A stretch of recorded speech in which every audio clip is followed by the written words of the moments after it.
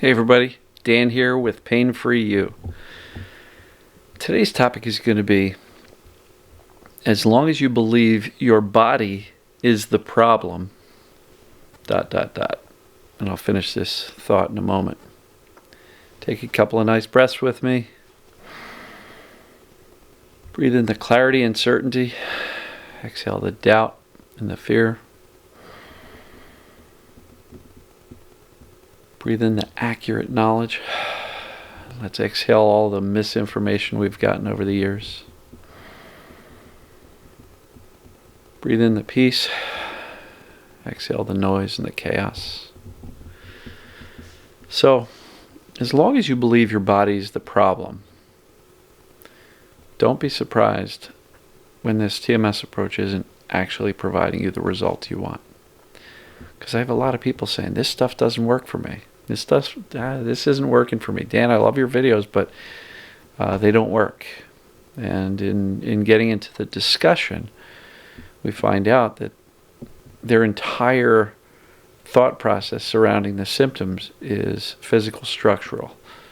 Labrum tear, meniscus tear, bursitis, osteoarthritis, whatever it may be, whatever the medical diagnosis or medical label you've been given is, if that's your dominant thought as to what's causing the pain, I don't care how well you feel your emotions, relax your body, and, not take your own thoughts so seriously.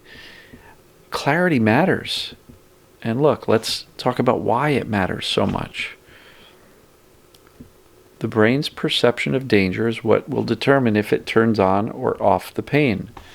So if you believe that all of these various medical labels that I just walked through, 30 seconds ago, are the reasons, and if your brain is convinced that your body has a deficit or a deficiency or an abnormality that is causing the pain, what do you think the brain is going to do when you're moving, sitting, standing, walking, running, whatever?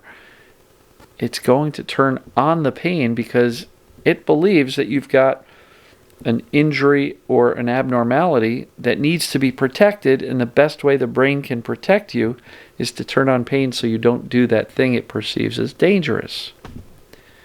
Right? So clarity on physical, structural abnormalities versus the mind-body reason for pain, which is the perceived danger pain, I think is absolutely crucial. It's like foundational. If you don't have that down, you really got to start there.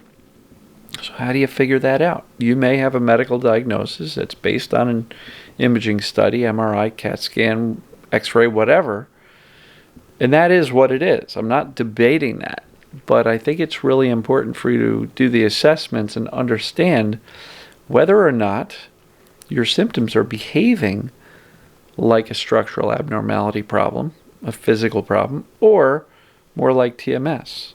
The one quick thing you can do is take the pain test. Yourpaintest.com.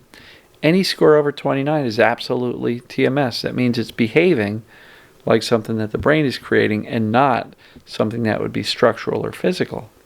Right? Take that pain test. Also go to ppdassociation.org/symptoms. Answer the 30 questions there. The more of them that you answer yes, the more likely it is that your pain is behaving like a mind-body issue and not a structural physical abnormality. This stuff is critical. So if you're walking around all day long talking about, the various things that you've seen on your imaging studies, but yet you're like, this TMS stuff isn't working, well, that's very well one of the main reasons why. Because the brain is always interpreting dangers, and if there's danger, it will use pain as its voice to warn you against doing something that it doesn't believe is safe for you. So clarity is absolutely of utmost importance. As long as you believe your body's the problem, you're going to have a tough time getting this TMS stuff to work. At the same time, I will tell you this. I do believe that for some minor physical things that may cause some annoyance, the pain far exceeds what that minor thing should be causing. So, for example, if you've got a tiny tear in your labrum or meniscus, ask the doctor, does that tiny tear create the type of pain that I'm experiencing? Because some people are at like an 8 or 9 or 10 out of 10 pain levels from a little teeny tiny tear.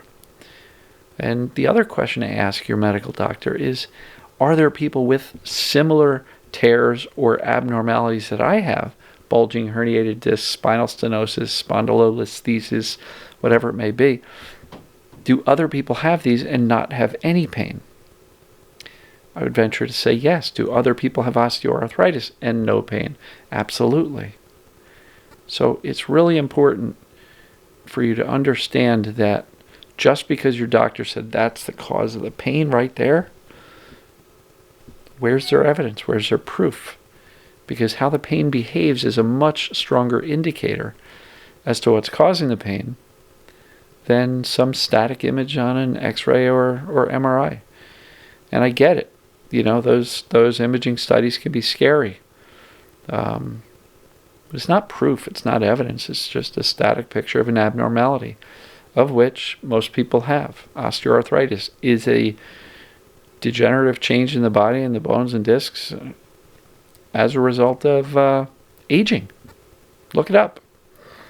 And so there's lots of people with lots of osteoarthritis and degenerative disc disease and signs of aging that don't have pain. Why? Because they're not afraid of their knees or their back or their neck or whatever. The fear and the belief that I've got a jacked up knee, shoulder, back, whatever, that belief is likely what is turning on this danger signal, because the perception is that you got a bad knee, back, shoulder, neck, whatever. And if you perceive that you got a bad back or whatever it may be, your brain's going to go, holy crap, they're bending over, don't do that. Oh shoot, he's lifting something heavy, don't do that. He's trying to do something, don't do that. That's all that's going on, in my opinion. Are there structural problems? I guess, but there's very few structural problems that hurt long term. Most structural problems are true injuries and they heal. The pain goes away. What keeps it persistent is the fear and the attention we give to that quote-unquote injury. And I will say it again, I say it often. In many cases, an acute, meaning an immediate onset of TMS, feels an awful lot like an injury. So if you're walking around calling your pain from an injury or describing it's from an injury, you're basically teaching your brain that your body is messed up. How's it going to react? How's the brain going to react? It's going to perceive danger. Guess what it's going to do? It's going to turn on, or at minimum keep the pain on, because of this perceived danger from this injury you're talking about all the time. Was it truly an injury, or was it an acute onset of this thing called TMS, mind-body pain, essentially perceived danger pain or symptoms? So it's really important to get clear. And as long as you believe and are telling yourself that your body is the problem, the torn meniscus, rotator cuff, bursitis, osteoarthritis, people I talk to are like, oh yeah, I pulled my hamstring. When? 6 months ago. Why didn't it heal? I don't know, the pain's still there. The presence of pain is not a reliable indicator of the condition of the body. It's not. Pain is always a decision made by the brain. As long as you are confirming your belief that it's damage-based, injury-based, your brain's going to trust you and believe you, and as a result, it's likely to keep the symptoms going. So, I hope this helps. I believe it should. Try to get clear and make a decision. Say, okay, I have bursitis. I have this tiny rotator cuff or meniscus tear.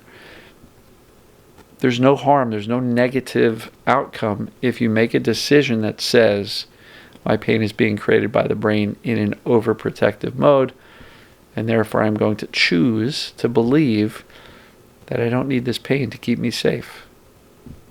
So I hope that makes sense. Love you guys and gals, and we will see you tomorrow.